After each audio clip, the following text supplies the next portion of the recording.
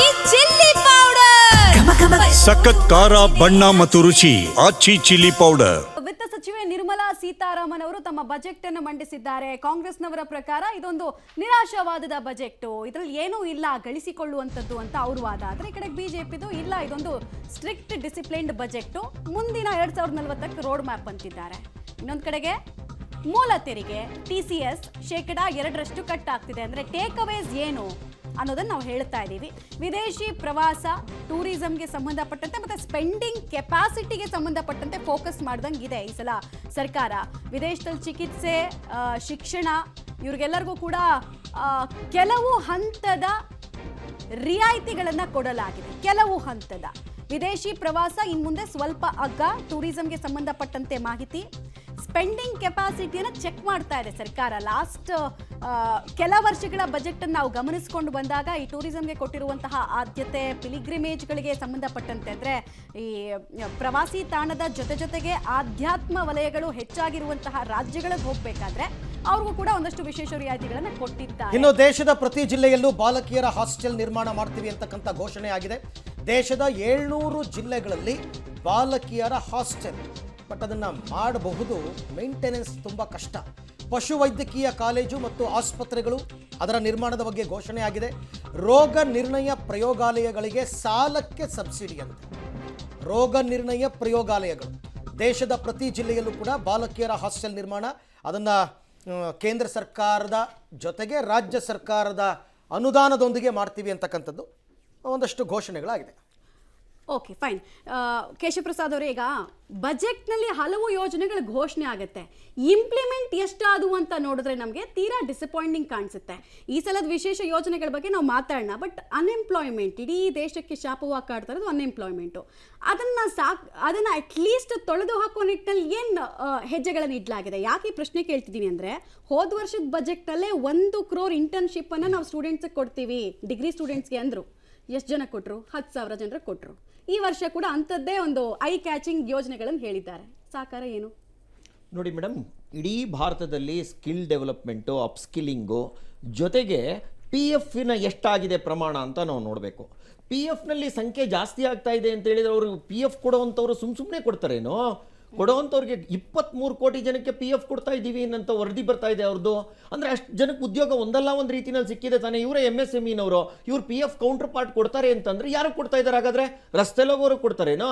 ಉದ್ಯೋಗ ಕೊಟ್ಟರೆ ಎಂಪ್ಲಾಯ್ ಆದವರು ಕೊಡ್ತಾರೆ. ಅಷ್ಟು ಪ್ರಮಾಣದ ಮೇಡಮ್, ನಾನು ಹೇಳುವಂಥದ್ದು ಕೇಳಿ, ಇಲ್ಲಿ ಉದ್ಯೋಗ ಅನ್ನುವಂಥದ್ದು ಯಾವುದೋ ಒಂದು ಲೆವೆಲಲ್ಲಿ ಎಂಟ್ರಿ ತಗೊಳ್ಳೇಬೇಕಾಗುತ್ತೆ. ಈಗ ಕೆನಡಾಗೆ ಹೋಗ್ತಾರೆ ಕೆಲಸ ಮಾಡಕ್ಕೆ ಹೋಗ್ತಾ ಇರೋರು. ನನ್ನ ಕಸಿನೇ ಅಲ್ಲೋದು ಒಂದು ಚಾರ್ಟರ್ಡ್ ಅಕೌಂಟೆಂಟ್ ಫಸ್ಟ್ ರ್ಯಾಂಕು, 6 ತಿಂಗಳಾಗಿದ್ದ ತಕ್ಷಣ ಕೆಲಸ ಸಿಕ್ಲಿಲ್ಲ ಅಂತ ನಾನು ಟ್ರಕ್ ಡ್ರೈವರ್ ಆಗ್ತೀನಿ ಅಂತ ಕೂತಿದ್ದ. ಅಂದರೆ ನಾನು ಹೇಳುವಂಥದ್ದು ಪ್ರತಿಯೊಂದು ದೇಶಕ್ಕೂ ಅದರದ್ದೇ ಆದಂಥ ಮಾನದಂಡ ಇರುತ್ತೆ. ಭಾರತದಲ್ಲಿ ಇಷ್ಟು ದೊಡ್ಡ ಬೃಹತ್ ಸಂಖ್ಯೆ ಇದೆ. ಎಲ್ಲರೂ ಎಜುಕೇಟೆಡ್ ಆದಮೇಲೆ ಅವ್ರ ಕೆಲಸ ಸಿಗಬೇಕು ಅಂತಂದಾಗ ಅದಕ್ಕೆ ಸ್ಕಿಲ್ಲಿಂಗ್ ಆಗಬೇಕು, ಅಪ್ಸ್ಕಿಲ್ಲಿಂಗ್ ಆಗಬೇಕು. ಇವತ್ತು AI ಅಂತ ಇದ್ದಾರೆ, ಸೆಮಿ ಕಂಡಕ್ಟರ್ ಕ್ಷೇತ್ರ ಬರ್ತಾ ಇದೆ, ಕ್ವಾಂಟಮ್ ಕಂಪ್ಯೂಟಿಂಗ್ ಅಂತ ಇದ್ದೀವಿ. ಅದೇ ಕೆಲಸ, ಅದೇ ಜವಾಬ್ದಾರಿ ಸರ್ಕಾರದಲ್ವಾ?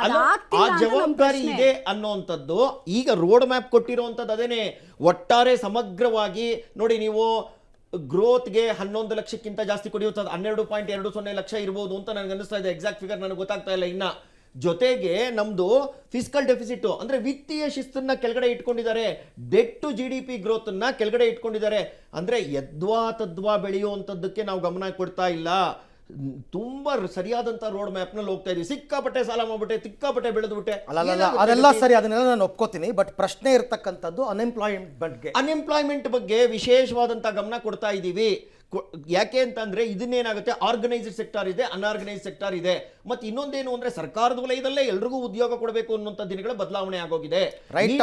ಅದಕ್ಕೆ ನಾನು ಉಮಾಶಂಕರ್ ಅವರಿಂದ ಒಂದು ಮಾಹಿತಿ ಪಡ್ಕೋತೀನಿ. ಏನ್ ಸರ್, ಇವಾಗ ತಾವೇ ಗಮನಿಸಿದ ಹಾಗೆ ಕಳೆದ 9 ವರ್ಷಗಳು ನಿರ್ಮಲಾ ಸೀತಾರಾಮನ್ ಲೆಕ್ಕನೇ ತಗೊಳ್ಳೋಣ. ಅವರು 9 ವರ್ಷಗಳಲ್ಲಿ ಮಂಡಿಸಿದ ಬಜೆಟ್ ಲೆಕ್ಕಾಚಾರ ತಗೊಳ್ಳೋದಾದ್ರೆ, ಜಸ್ಟ್ ನಿಮ್ಮ ಜೊತೆ ಮಾತಾಡ್ತೀನಿ. ಇನ್ನೊಂದಷ್ಟು ವಿಚಾರಗಳು ಬರ್ತಾ ಇದೆ. ವಿದೇಶದಿಂದ ಆಮದಾಗುವ ವಸ್ತುಗಳು ದುಬಾರಿ ಆಗ್ತಾ ಇದೆ. ಯಂತ್ರೋಪಕರಣಗಳು, ಅನಗತ್ಯ ಆಮದು ವಸ್ತುಗಳು, ಅಂದರೆ ಆತ್ಮನಿರ್ಭರ್ಗೆ ಹೆಚ್ಚು ಒತ್ತು ಕೊಟ್ಟಿದ್ದಾರೆ ಅಂತ. ಪ್ಲಾಸ್ಟಿಕ್ ವಸ್ತುಗಳು, ನಿರ್ದಿಷ್ಟ ಟೆಲಿಕಾಂ ವಸ್ತುಗಳು ಎಲ್ಲವೂ ಕೂಡ ದುಬಾರಿ ಆಗುತ್ತೆ ಅಂತಕ್ಕಂಥ ಮಾಹಿತಿ ಈಗ ಸದ್ಯಕ್ಕೆ ಬರ್ತಾ ಇರೋದು. ವಿದೇಶದಿಂದ ಆಮದಾಗುವ ವಸ್ತುಗಳಿಗೆ ದುಬಾರಿ ಆಗ್ತಕ್ಕಂಥದ್ದು ಇಲ್ಲಿರುವಂತಹ, ಅಂದರೆ ನಮ್ಮ ದೇಶದಲ್ಲೇ ಮೇಕ್ ಇನ್ ಇಂಡಿಯಾ ಹೆಚ್ಚು ಒತ್ತು ಕೊಡ್ತಕ್ಕಂಥ ಲೆಕ್ಕಾಚಾರವನ್ನು ಇಟ್ಕೊಂಡಿರ್ತಕ್ಕಂಥದ್ದು. ಉಮಾಶಂಕರ್ ಅವರು ನಮಗೆ ಸ್ಟಾರ್ಟಪ್ ಸ್ಟ್ಯಾಂಡಪ್ ಎಲ್ಲ ಇಂಟ್ರೊಡ್ಯೂಸ್ ಮಾಡಿರೋದ್ರಿಂದ ಇಂಡಸ್ಟ್ರೀಸ್ಗಳು ಎಂಪ್ಲಾಯ್ಮೆಂಟ್ಗಳು ಸಿಗ್ತಾ ಇದೆ. ಮೊದಲು ನಂಗೊಂದು ಪ್ರಶ್ನೆ ಇದೆ. ಫಂಡ್ಸ್ ಅಂತ ಒಂದು ರಿಲೀಸ್ ಆಯ್ತು ಲಾಸ್ಟ್ ಟೈಮ್ 1000 crores. ಅದು ಬಂತ 10,000 ಕೋಟಿ ಸಾರಿ ಅದು ಬಂತ ಫಂಡ್ಸ್ ಆಫ್ ಫಂಡ್ಸ್ ಅಷ್ಟು ಫುಲ್ ಬಂದಿಲ್ಲ. ಯಾರು ಅಪ್ಲೈ ಮಾಡಿದಾರೆ ಎಲ್ಲರಿಗೂ ಬಂದಿದೆ. ಅದೇ ಅಪ್ಲೈ ಮಾಡ್ಕೋಬೇಕು, ಮತ್ತೆ ನೀವು ಇದನ್ನ ತೋರಿಸ್ಬೇಕು, ಏನು ಪ್ರಾಜೆಕ್ಟ್ ರಿಪೋರ್ಟ್ ತೋರಿಸ್ಬೇಕು. ಸ್ಟಾರ್ಟಪ್ ಸ್ಟ್ಯಾಂಡಪ್ ಕೂಡ ಇಂಟ್ರೊಡ್ಯೂಸ್ ಮಾಡಿರೋದ್ರಿಂದ ಸುಮಾರು ಜನ ಅವರ ಇಂಡಸ್ಟ್ರಿ ಓಪನ್ ಮಾಡಿದ್ದಾರೆ, ಅವರು ಎಂಪ್ಲಾಯೀಸ್ ಕೊಟ್ಟಿದ್ದಾರೆ, ಸುಮಾರು ಜನ ಡೆವಲಪ್ ಒಂದು ರೀತಿಯಲ್ಲಿ ಆಗ್ತದೆ, ಅದರಿಂದ ಏನು ತೊಂದರೆ ಇಲ್ಲ. Still they are giving. ಇನ್ನು ಮೋರ್ ಎಕ್ಸ್ಪೆಕ್ಟ್ ಮಾಡ್ತಾ ಇದ್ದೀನಿ. ಅದೇ ಈಗ ಕಳೆದ ಬಾರಿ ಬಜೆಟ್ ಘೋಷಣೆ ಮಾಡಿದ್ದು 100% ಇವತ್ತಿನ ತನಕ ಆಗ್ಬಿಡುತ್ತೆ ಅಂತ ಯಾವತ್ತೂ ಎಕ್ಸ್ಪೆಕ್ಟ್ ಮಾಡಕ್ಕಾಗಲ್ಲ. ಇನ್ ದ ಮೀನ್ ವೈಲ್ ಆಗತ್ತೆ ಅಂತ TCS ಡಿಡಕ್ಟ್ ಮಾಡಿದೆ, ಕಮ್ಮಿ ಮಾಡಿದಲ್ಲ ಫಾರಿನ್. ರೈಟ್. ಬ್ರಿಜೇಶ್ ಕಾಳಪ್ಪ ಅವರು ಹೇಳ್ತಾ ಇದ್ದಾರೆ, ಅಂದರೆ ಸರ್ಕಾರ ತನ್ನ ಜವಾಬ್ದಾರಿ ನಿಭಾಯಿಸ್ತಾ ಇದೆ. ಅಟ್ ದ ಸೇಮ್ ಟೈಮ್ ನಮಗೆ ಬರುವಂತಹ ದಿನಗಳಲ್ಲಿ ಯುರೋಪ್ ಅಂತಹ ದೊಡ್ಡ ಮಾರ್ಕೆಟ್ ಸಿಗ್ತಾ ಇದೆ. ಎಲ್ರಿಗೂ ಸಂಕಷ್ಟ ಇರ್ಬೇಕಾದ್ರೆ ನಮಗೊಂದು ದೊಡ್ಡ ಅವಕಾಶ ಕಾಣಿಸ್ತಾ ಇದೆ. ಅವಕಾಶಕ್ಕೆ ನಾವು ರೆಡಿ ಮಾಡ್ಕೊಳ್ತಾ ಇದ್ದೀವಿ, ಸ್ವಲ್ಪ ತಾಳ್ಮೆ ಇರಲಿ ಅಂತ ಕೇಳ್ತಿದ್ದಾರೆ. ನೋಡಿ ಮೇಡಮ್, ಮೊದಲನೇದಾಗಿ 2001 ಅದರಲ್ಲಿ ಯಾವ ಒಂದು ನಿಮಗೆ ಒಸಾಮಾ ಬಿನ್ ಲಾಡೆನ್ ಏನು ಒಂದು ಇದಾಯಿತು ಟೆರರಿಸ್ಟ್ ಅಟ್ಯಾಕ್, ಅದಾದಮೇಲಿಂದ ನೀವು ಅದಾದಮೇಲೆ 2009ರಲ್ಲಿ ನಿಮಗೆ ನ್ಯೂಕ್ಲಿಯರ್ ಡೀಲ್ ಆಯಿತು. ಅಲ್ಲಿಂದ ನಾವೇನು ತಿಳ್ಕೊಂಡಿದ್ವಿ ಅಂತ ಹೇಳಿದ್ರೆ, ಅಮೆರಿಕ ಮತ್ತು ನಮ್ಮ ಭಾರತದ ಸಂಬಂಧ ಎಷ್ಟು ಗಟ್ಟಿಯಾಗಿದೆ ಅಂತ ಹೇಳಿದ್ರೆ ಅದರಲ್ಲಿ ಯಾವ ಒಂದು ತೊಂದರೆ ಕೂಡ ಬರೋದಿಲ್ಲ ಅಂತ. ಅದಕ್ಕೆ ಸರಿಯಾಗಿ ಮೋದಿ ಸಾಹೇಬ್ರಲ್ಲಿ ಹೋಗ್ಬಿಟ್ಟು ಅಬ್ ಕಿ ಬಾರ್ ಟ್ರಂಪ್ ಸರ್ಕಾರ ಅಂತ ಹೇಳಿದ್ರು. ಅದಕ್ಕೆ ಅದ್ರ ಬಗ್ಗೆ ನಮ್ಗೆ ಸ್ವಲ್ಪ ಆಕ್ಷೇಪ ಇದೆ. ಯಾಕೆಂತ ಹೇಳಿದ್ರೆ ಯಾವುದೇ ಒಬ್ಬ ಪ್ರಧಾನಿ ಹೋಗ್ಬಿಟ್ಟು ಇನ್ನೊಂದು ದೇಶದಲ್ಲಿ ಚುನಾವಣಾ ಪ್ರಚಾರಕ್ಕೆ ಇಳಿಬಾರ್ದು ಅನ್ನೋಂಥ ಒಂದು ಇದಿತ್ತು. ಸೊ ನ್ಯಾಚುರಲಿ ಇವತ್ತು ಮೋದಿ ಅವ್ರನ್ನ ತುಂಬಾ ದೂರ ಇಟ್ಟಿದ್ದಾರೆ ಅಮೆರಿಕ ಅವರು, ಆಯ್ತಾ. ಭಾರತ ಕೂಡ ಆ ಕಾರಣದಿಂದ ಯಾವ ಒಂದು ಪೆಟ್ಟು ತಿಂತಾ ಇದೆ ಅನ್ನೋದು ನಮ್ಗೆಲ್ಲ ಗೊತ್ತಿರುವಂತದ್ದೇ. ಬಟ್ ನೀವು ಯಾಕೆ ಹಿಂಗ್ ತಿಳ್ಕೊಳ್ಬಾರ್ದು? ಅಮೆರಿಕವನ್ನ ಬದಿಗಿಟ್ಟು ಇಡೀ ಜಾಗತಿಕ ಮಟ್ಟದಲ್ಲಿ ರಾಷ್ಟ್ರಗಳು ಒಂದಾಗ್ತಿದೆ ಅಂತ ಯಾಕೆ ನೋಡಬಾರ್ದು ನೀವು? ಇಲ್ಲ ನೋಡಿ, ನಾವು ಯಾವುದೇ ಒಂದು ಪಾಲಿಸಿ ನಾವು ಮಾಡುವಂಥದ್ದು, ಸರ್ಕಾರ ಮಾಡುವಂಥದ್ದು, ಅದು ಮತ್ತೆ ಇನ್ನೊಂದು ಸರ್ಕಾರ ಬರುತ್ತೆ, ಅವಾಗ ಚೇಂಜ್ ಆಗುತ್ತೆ, ಆ ನೀತಿ ಚೇಂಜ್ ಆಗುತ್ತೆ ಅನ್ನೋಂಥದ್ದು ದೃಷ್ಟಿಕೋನ ಇರೋದಿಲ್ಲ, ಆಯ್ತಾ. ನಾವು 2 ವರ್ಷಕ್ಕೊಂದ್ಸರಿ ನಾವು ಚೇಂಜ್ ಆಗ್ತಾ ಇರ್ತೀವಿ. ಇವಾಗ ಇವ್ರ ಜೊತೆ ಏನೋ ಕೆಟ್ಟೋದ್ರೆ ಮತ್ತೆ ನಾವು ಅಮೆರಿಕ ಹತ್ರ ಹೋಗ್ತೀವಾ? ಸೊ ಎಲ್ಲಿವರೆಗೆ ಇಂಟರ್ನ್ಯಾಷನಲ್ ಮಾರ್ಕೆಟ್ ಡಾಲರ್ ಮೌಲ್ಯದಲ್ಲಿ ಮೌಲ್ಯಮಾಪನಗೊಳ್ಳುತ್ತೋ ಅಲ್ಲಿ ತನಕ ಅಮೆರಿಕನ ನಾವು ಸೈಡ್ ಇಡಕ್ಕೆ ಸಾಧ್ಯನೇ ಇಲ್ಲ, ಆಯ್ತಾ. ಅದಕ್ಕೋಸ್ಕರ ನಾನು ಹೇಳ್ತಾ ಇರೋದು, ಇವಾಗ ಟ್ರಂಪ್ ನಮ್ಗೆ ಚೆನ್ನಾಗಿ ನೋಡ್ಕೊತಾ ಇಲ್ಲ, ಅದಕ್ಕೆ so we go somewhere else. So that is not A standard policy of A nation. ಇವ್ರಿಗೆ ಮೋದಿ ಅವರು ಯಾಕೆ ಅಷ್ಟು ಹತ್ರ ಹೋಗ್ಬೇಕಾಗಿತ್ತು? ನಾವು ಯಾವತ್ತೂ ಕೂಡ ಅದೇ ಹೇಳ್ತೀವಿ, ನೀವು ಬೆಂಕಿ ಹತ್ರ ತುಂಬಾ ಹತ್ರ ಹೋಗ್ಬಾರ್ದು, ಸುಟ್ಟೋಗ್ಬಿಡ್ತೀರಿ, ಆಯ್ತಾ. ಸೊ ಇದೇ ರೀತಿಯಲ್ಲಿ ಯಾವ ಒಂದು ನ್ಯಾಷನಲ್ ಪಾಲಿಸಿ ಇರುತ್ತೆ, ಅದನ್ನ ನಾವು ಯಾವಾಗ್ಲೂ ನಾವು ಬೆಸೆಯುವಾಗ ಅದನ್ನ ನಾವು ಯೋಚನೆ ಮಾಡಿ ಮಾಡಬೇಕಾಗುತ್ತೆ, ಆಯ್ತಾ. ಅದ್ರಲ್ಲಿ ಏನೋ ಒಂದು ಸ್ವಲ್ಪ ಇದಾಗಿದೆ.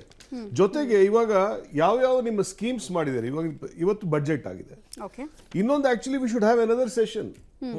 ಅಚೀವ್ಮೆಂಟ್ ಏನ್ ಮಾಡಿದೀವಿ ಅನ್ನೋಂಥದ್ದು, ಬಜೆಟ್ ಮಾಡುವಂಥದ್ದು ಇಲ್ಲ ಮುಂದಕ್ಕೆ ಆಗುತ್ತೆ ಅನ್ನೋಂಥದ್ದು, ಆಯ್ತಾ. ನಾವು ಬಜೆಟ್ ಆದ್ಮೇಲೆ we should have yet another session. ನಾವು ಏನ್ ಅಚೀವ್ ಮಾಡಿದೀವಿ, ಬುಲೆಟ್ ಟ್ರೈನ್ ಆಗಲಿ, ಜಾಬ್ ಕ್ರಿಯೇಷನ್ ಆಗಲಿ.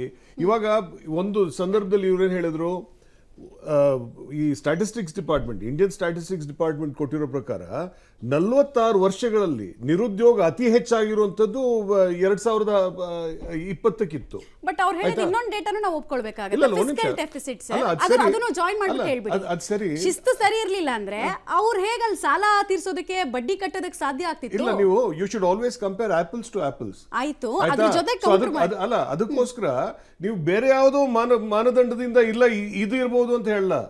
Y is the statistics department not giving the details? ಇವತ್ತು ಈ ವರ್ಷದ ಯಾಕೆ ಕೊಡ್ತಾ ಇಲ್ಲ? ಯಾಕೆ ಅಂತ ಹೇಳಿದ್ರೆ, ನಾನು ಹೇಳಿದ ಹಾಗೆ ಪ್ರತಿಯೊಂದು ಕೂಡ ಗ್ರೋತ್ ರೇಟ್ ಸಂಶಯಾಸ್ಪದ, ಇದು statistics to labour and unemployment ಸಂಶಯಾಸ್ಪದ, ಪ್ರತಿಯೊಂದು ಸಂಶಯಾಸ್ಪದ ಇದ್ದು ಇಲ್ಲ ಈ ಮಾಪನ ತಗೊಳ್ಳಿ, ಈ ಮಾಪನದ ಪ್ರಕಾರ ನಾವು ವಿ ಆರ್ ಪಾಸಿಂಗ್. ಸರ್ಕಾರವನ್ನೇ ಸಂಶಯಾಸ್ಪದವಾಗಿ ನೋಡದಾ ಇದ್ದಾಗ ಎಲ್ಲವೂ ಕೂಡ ಸಂಶಯಾಸ್ಪದ ಆಗೇ ಆಗತ್ತೆ ಅಲ್ವಾ ಸರ್? ಅಲ್ಲ, ಅದಕ್ಕೋಸ್ಕರ ನಾವೆಲ್ಲ ಹೇಳ್ತಿರೋದು, ಕಾಂಗ್ರೆಸ್ ಪಕ್ಷ ಎಲ್ಲ ಹೇಳ್ತಿರೋದು ಸಂಶಯಾಸ್ಪದ ಅಂತ ನಾವೆಲ್ಲ ಹೇಳ್ತಿರೋದು. ಇಂಟರ್ನ್ಯಾಷನಲ್ ಮಾನಿಟರಿ ಫಂಡ್ ಹೇಳ್ತಾ ಇರೋದು ಗ್ರೋತ್ ರೇಟ್ ಸಂಶಯಾಸ್ಪದ ಇದೆ ಅಂತ. ಅದಾದ್ಮೇಲೆ ನಾವು ಇವಾಗ 2020 ಯಾವ ನೀವು ನಿರುದ್ಯೋಗ ಯಾವುದೊಂದು ದರ ಇದೆ ಅದನ್ನ ನೋಡೋ ಸಂದರ್ಭದಲ್ಲಿ ಖಂಡಿತವಾಗ್ಲೂ ಅದು ಚೇಂಜ್ ಮಾಡಿದ್ದಾರೆ. ವಿಜಯ್ ರಾಜೇಶ್ ಸರ್, ಈ ಸರ್ತಿ ಯಾಕೆ ತೆರಿಗೆ ವಿಚಾರದಲ್ಲಿ ಹೆಚ್ಚು ತಲೆ ಕೆಡಿಸ್ಕೊಳ್ಳಿಲ್ಲ ಅಂತ ಅನಿಸ್ತಾ ಇದೆ ತಮಗೆ? ಅಲ್ಲ, ನಾನು ಈಗಾಗಲೇ ಯಾಕೆ ಅಂತ ವೈ ಪ್ರತಿ ವರ್ಷನೂ ಏನಾದರೂ ಒಂದು ಸಣ್ಣ ಪುಟ್ಟ ಬದಲಾವಣೆಗಳಾದರೂ ತರ್ತಾ ಇದ್ರು, ಅಟ್ಲೀಸ್ಟ್ ಆ ಓಲ್ಡ್ ರಿಜಿಮ್ ಆದರೂ ಕಿತ್ತಾಕ್ತಾರೆ ಅಂತ ಅಂದ್ಕೊಂಡಿದ್ರು, ಏನೂ ಮಾಡಲಿಲ್ವಲ್ಲ ಯಾಕೆ ಅಂತ? ನೋಡಿ, ನಾನು ಈಗಾಗಲೇ ಹೇಳ್ದಾಗೆ 1 ಲಕ್ಷ ರೂಪಾಯಿ ಆದಾಯ ಇರೋಂಥ ಮ್ಯಾಕ್ಸಿಮಮ್ ಸೆಕ್ಟರ್ನ ಅವ್ರು ಕವರ್ ಮಾಡಿಬಿಟ್ಟಿದ್ದಾರೆ, ಮಧ್ಯಮ ಮತ್ತು ಕೆಳವರ್ಗದ ಜನ. 1 ಲಕ್ಷದ ಮೇಲೆ ಆದಾಯ ಬರೋರು ಯಾರೋ ಅವ್ರಿಗೇನು ತಲೆ ಕೆಡಿಸ್ಕೊಳಂಗಿಲ್ಲ. ನಮಗೆ ಮುಖ್ಯವಾಗಿ ಬೇಕಾಗಿದ್ದೇನಪ್ಪ ಜನಕ್ಕೆ ಅಂತಂದರೆ ಈಸ್ ಆಫ್ ಡೂಯಿಂಗ್ ಬೇಕು. ನನಗೆ ನಾನು ಟ್ಯಾಕ್ಸ್ ಕಟ್ತೀನಿ, ನನಗೆ ಆರಾಮಾಗಿರ್ಬೇಕು, ನನಗೆ ಮತ್ತೆ ತೊಂದರೆ ಬೇಡ ಅನ್ನೋದು ಅದು. ಅದರಲ್ಲಿ ಈ TCS ಕಂಪ್ಲೈನ್ಸ್ ಇರ್ಬೋದು, ಈ ಟ್ಯಾನ್ ಡಿಡಕ್ಷನ್ ಇರ್ಬೋದು. ಈಗ ನೋಡಿ, ಅದು ಬಿಸ್ನೆಸ್ ಇಂಟರ್ನ್ಯಾಷನಲ್ ಟ್ರಾವೆಲ್ ಕಡಿಮೆ ಆಗಿದೆ ಅಂತಂದರೆ ಮುಂಚೆ ನನಗೆ 100 ರೂಪಾಯಿ ಖರ್ಚಾಗಿತ್ತು ಅಂದರೆ 5 ರೂಪಾಯಿ TCS ಕಟ್ಟಿ 105ಕ್ಕೆ ಹೋಗ್ತಾ ಇತ್ತು. ಈಗ 3 ರೂಪಾಯಿ ಕಡಿಮೆ ಆಗಿ 102ಕ್ಕೆ ಬಂದಿದೆ. ನನಗೇನಪ್ಪ ಅಂತಂದರೆ ಆಮೇಲಿಂದ ಅಪ್ಡೇಟೆಡ್ ರಿಟರ್ನ್ ಅಂತ ಇತ್ತು. ಕೆಲವೆಲ್ಲವೇನಿತ್ತು, ಇವೆಲ್ಲವೂ ಪ್ರೊಸೀಜರಲ್ ಪ್ರಾಬ್ಲಮ್ಸು. ಅಂದರೆ ನಾನು ಟ್ಯಾಕ್ಸ್ ಕಟ್ತೀನಿ, ನನಗೆ ನಿನ್ನಿಂದ ಏನು ತೊಂದರೆ ಆಗಬಾರ್ದು ಅನ್ನೋದು ನಮ್ಮ ನಿರೀಕ್ಷೆ ಆಸ್ ಅ ಟ್ಯಾಕ್ಸ್ ಪೇಯರ್ದು. ಅದಕ್ಕೆ ನಿಮಗೆ ತೊಂದರೆ ಕೊಡಲ್ಲ ಅಂತ ಈ ಸರ್ತಿ ಸುಮ್ಮನೆ ಆ ರೀತಿಯ ಬದಲಾವಣೆಗಳನ್ನು ತಂದಿದ್ದಾರೆ. ಅದ್ರ ಬಗ್ಗೆ ನನಗೆ ಸಂತೋಷ ಇದೆ. ಮಾತಾಡ್ತೀನಿ.